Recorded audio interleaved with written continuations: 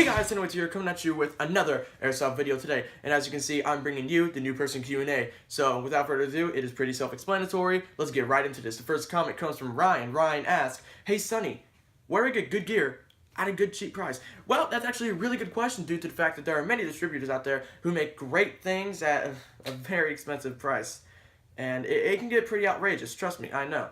My Vism vest costs about $50. It's a good competitive price. But for the amount of money I spent on that, I probably could have bought two plate carriers from Amazon, eBay, or Craigslist. So if you would go to one of those sites, though, that's filled with people trying to either, one, get rid of their stuff because they're not playing anymore, or two, trying to get more money so they can buy more stuff. So a lot of people are always willing to, kind of say, oh, I'll lower this, and then you can start, negotiating the price. I do also want to say, if you're starting Airsoft, the main thing you need to think about is necessities. For example, pistol, not a necessity. A lot of people think that it is. It's not, unless you're doing like complete close quarters the whole time. I do recommend, for starters, the G&G like M4, like basically this whole starter one. You can either get the one with a fixed stock or a crane stock. I think they're about maybe 100, 150. It's a great starting weapon. It is a blowback, so it's not like a gas blowback, so don't expect that. But it is a great starter weapon. Some place where you can go get a cheap vest, Amazon, eBay, Craigslist, like I said. There's been many people out there that are saying like, hey, let me test out this cheap vest that I got from Amazon or one of the other places for $20.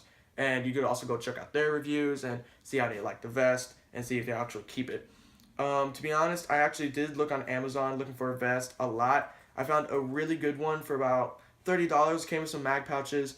I ended up getting the Vism, and I just like it so far. But it all comes down to what feels comfortable to you. For example, if you have the opportunity to go check something out, do it. Another thing you need to think about is protection. If you're first starting Airsoft, I would recommend not getting a helmet, not getting reventions, not getting a mesh mask. I've already had basically a lot of that stuff.